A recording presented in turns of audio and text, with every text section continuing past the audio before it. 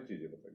मैं जब class 4th में थी तब से मैं कथक सीख रही हूँ और मुझे इसमें रुचि तब आई जब मैं टीवी देखती थी और वहाँ मैं देखती थी कि कथक कर रहे हैं, तो मुझे भी मन करता था कि मैं भी उनकी तरह तैयार होकर घुंघरू बांधकर डांस करूँ।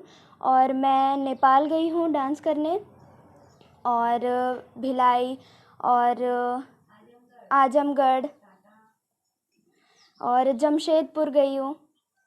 तो मुझे ये डांस करना बहुत ही अच्छा लगता था और मेरी गुरु जो हैं डॉक्टर रूना दास, मुझे उनसे ये सीखने मिला है, तो इसके लिए मुझे बहुत ही खुशी होती कि मुझे उनसे सीखने मिला है।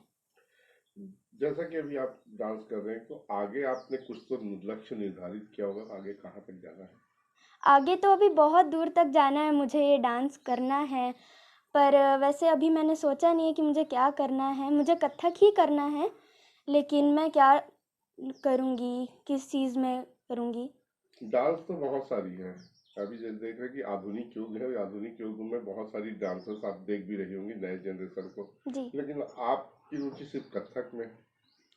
कथक जो है वो हमारी वो एक सांस्कृतिक नृत्य है और मुझे बहुत खुशी होती है नृत्य करने में।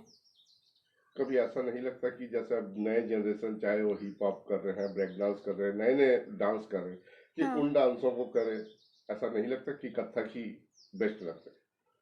दरअसल ये कथक नृत्य जो है वो धीरे धीरे विलुप्त होते जा रहा है, पर मुझे अभी भी इस नृत्य को आगे लेकर जाना है और मुझे पूरी दुनिया को दिखाना है अपना नृत्य, तो इसलिए मैं ये डांस करती हूँ। बहुत कम उम्र में आप जो ये बात रखी, और भी बहुत सारी जो लड़कियां हैं, बॉयज हैं आपके एज के, क्या उनको इस तरह से आगे लाना चाहोगी इस फील्ड में? ज़रूर, मैं उन लोगों को बताऊंगी कथक नृत्य के बारे में कि ये एक इतना अच्छा नृत्य है, आप इसे ज़रूर करिए और ज़रूर मैं ये करूँगी।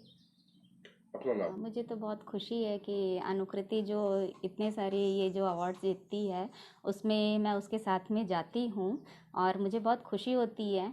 और जब से वो छोटी थी तब से ही वो मतलब थोड़ा बहुत उछलती कूदती थी जब भी वो गाने सुनती थी, तो उसके कारण मुझे भी फिर ऐसा लगा कि मेरी बेटी को मुझे डांस सीखने के लिए भेजना है।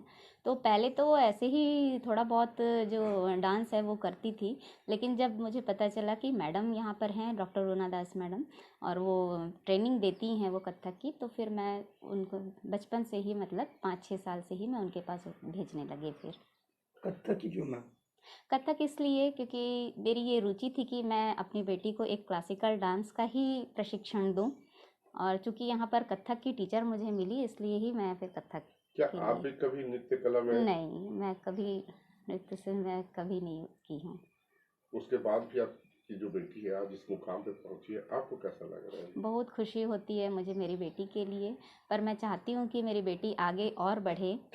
और अभी ये जो पिछले 2 सालों में जो कोरोना का जो प्रकोप आया उसकी वजह से उसे एक स्टेज जो है जो हर साल मिलता था वो स्टेज अभी नहीं मिल पाया उसे। तो मैं चाहती हूँ कि ये आगे उसे ये स्टेज मिले जहाँ पर वो अपना प्रदर्शन और अच्छे से दिखा सके। अपना नाम बताइए।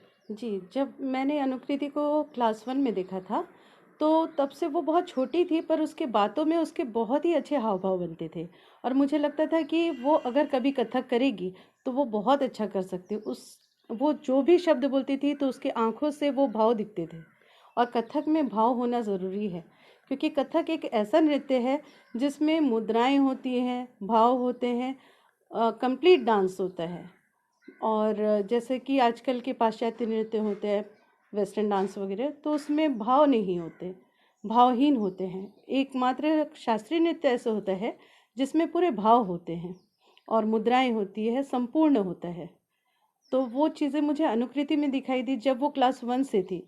फिर मैंने उसके पेरेंट्स से बात की कि ये डिप्लोमा कर सकती है, कथक में आगे बढ़ सकती है। उसके पेरेंट्स ने भी बहुत उत्साह दिखाया, वो भी बहुत आगे बढ़कर उसको आगे बढ़ाया। क्या लगता है जिस उम्र में अभी जिस मुकाम में है, जी। आगे कहाँ तक जाएगी? ये बहुत आगे तक जाएगी, क्योंकि इसके अंदर मैंने वो इंटरेस्ट देखा है कि ये कर सकती है, और इसके अंदर सीखने की एक इच्छा है, और कथक के प्रति समर्पण है इसके अंदर।